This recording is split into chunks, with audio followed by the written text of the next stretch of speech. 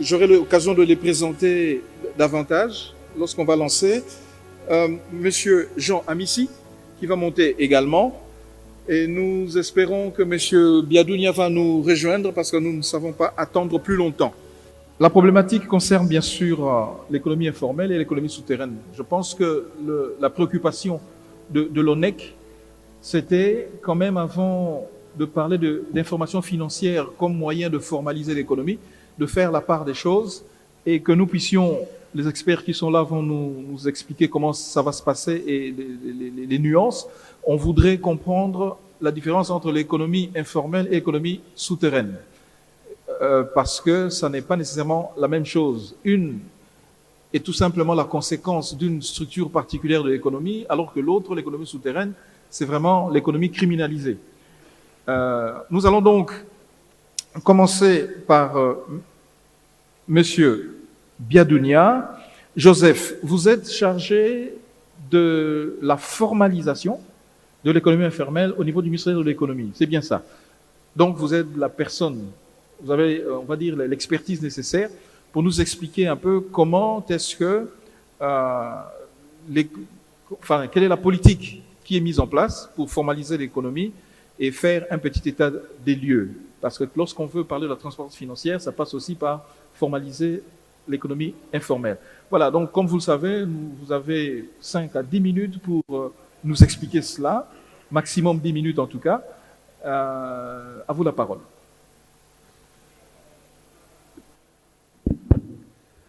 Merci beaucoup pour la parole.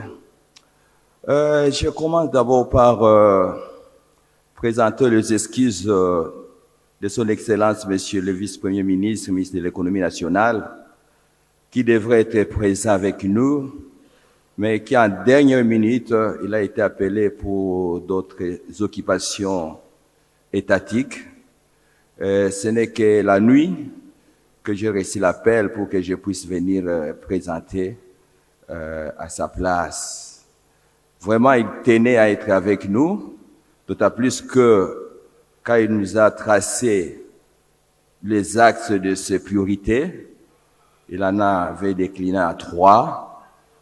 Il avait parlé, 1, de redressement productif, 2, de la formalisation de l'économie informelle, d'autant plus que cela a été repris dans les discours, programme de campagne du chef de l'État, et ça a été décliné dans les PAG, dans les programmes du gouvernement qui a été adopté au Parlement, dans l'axe 1, 2, 3 comme objectif pour la création des emplois. Et il parle aussi comme 3e point de son agenda au niveau du ministère de supprimer les entraves ou la rationalisation distributive des prix.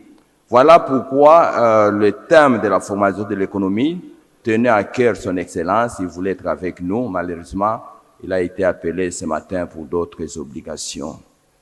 Je tiens également à remercier les organisateurs de ce grand forum sur la transparence financière. Je félicite l'ONEC pour ça. Et pour revenir maintenant au sujet qui me revient, de la formalisation de l'économie informelle, je vais d'abord définir cette économie informelle. C'est toute activité économique ou unité économique en droit ou en pratique qui n'est pas couvert ou insuffisamment couvert par la réglementation. C'est-à-dire toutes les activités que nous faisons qui ne sont pas couvertes par la réglementation, qui ne sont pas légales, ce sont des activités qu'on appelle les activités informelles. Et c'est un terme, chacun de nous ici en RDC est confronté dans la salle ici. Je sais qu'il y a des gens qui exercent cette économie informelle d'une manière ou d'une autre. Ça, c'est connu. Et quand nous lisons les statistiques de l'enquête 1-2-3 qui avait été faite en 2012, ça a révélé que plus de 80% des actifs, des personnes actives, exercent dans l'informel. Ils sont dans le secteur informel. Et je me rappelle, nous étions en train de fêter les 10 ans de l'ANAPI. Le directeur de l'ANAPI à l'époque, que je félicite à son élévation au rang de directeur de chef de cabinet, il dira dans l'assistance pour dire que nous voilà, nous sommes là pour, nous travaillons sur les 20% et les 80% sont toujours dans le secteur informel. D'où la nécessité d'arriver à formaliser. Quelles sont les causes de cette économie informelle, mes amis?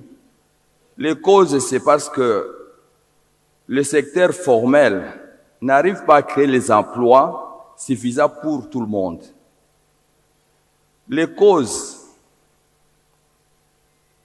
il y a l'exode rural, il y a,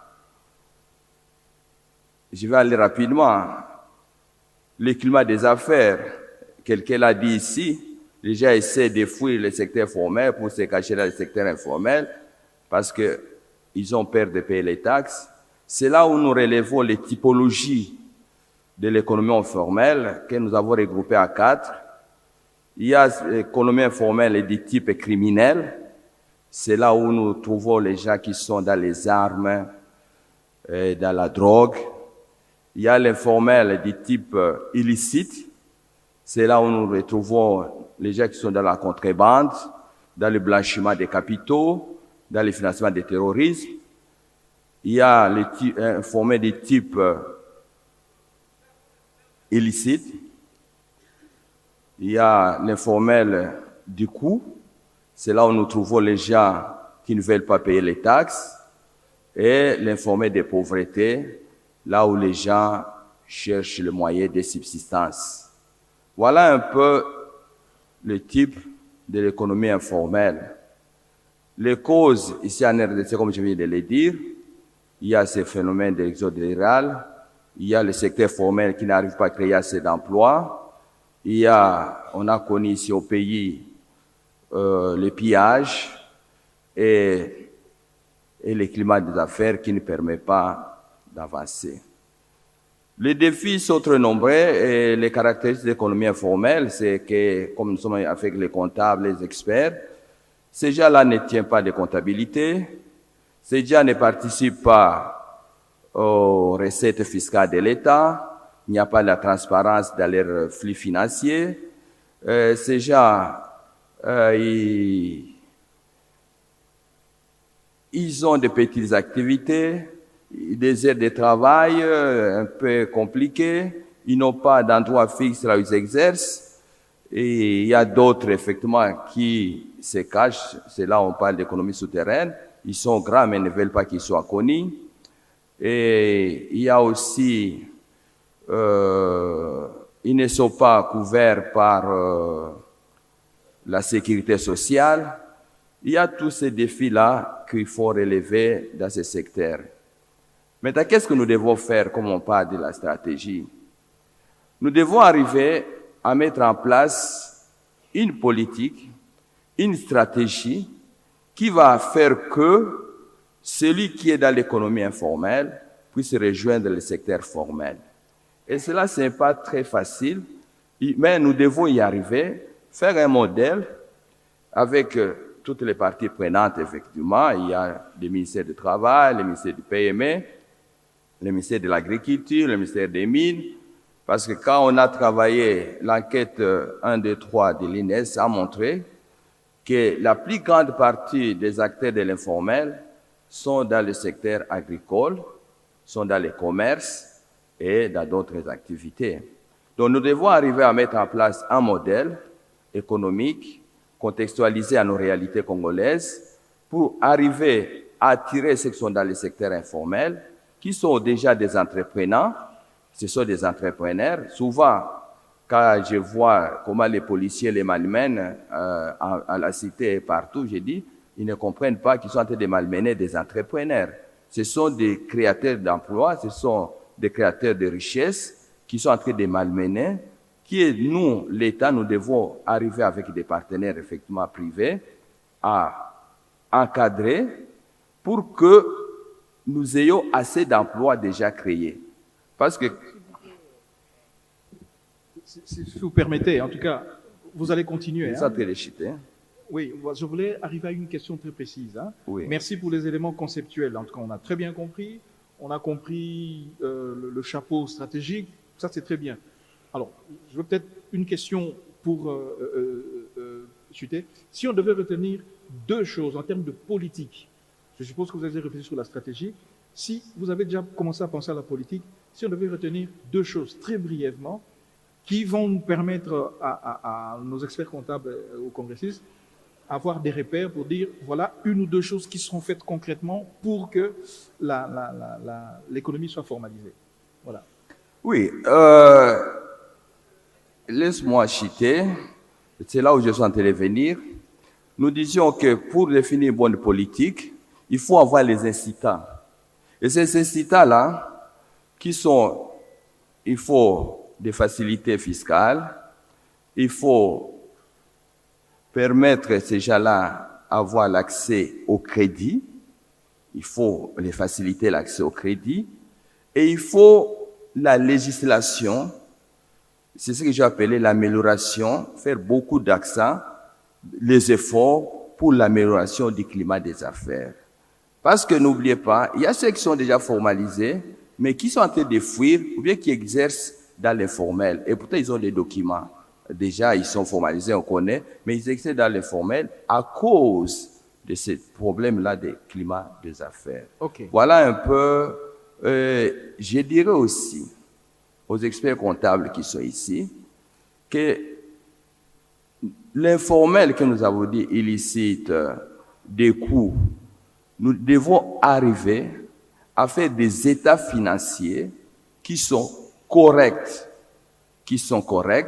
ne pas faire un état financier étatique et un état financier de l'entreprise. Donc, les experts comptables doivent nous aider à faire des états financiers qui sont corrects, comme notre ami du Sénégal qui a dit, ça va permettre à l'État de mobiliser beaucoup de moyens pour la construction de notre pays. Merci beaucoup. Voilà un peu, mes amis, ce que je voulais dire. Nous tous ensemble devons faire un effort pour arriver à prendre ce secteur de l'informel, à le formaliser, parce qu'il y a déjà beaucoup d'emplois qui sont déjà là-bas. Il y a beaucoup de recettes qui échappent à l'État qui sont là-bas. Et si nous arrivons à le faire, ça sera pour le développement de notre pays. J'ai dit et je vous remercie. Merci beaucoup, Monsieur Biadounia. Votre exposé est très clair, très pédagogique. Nous pensons donc que l'ONEC peut prendre langue avec le ministère de l'économie pour voir ce qui peut être fait ensemble, puisque je crois que vous comptez sur les experts comptables. Il y a moyen de formaliser.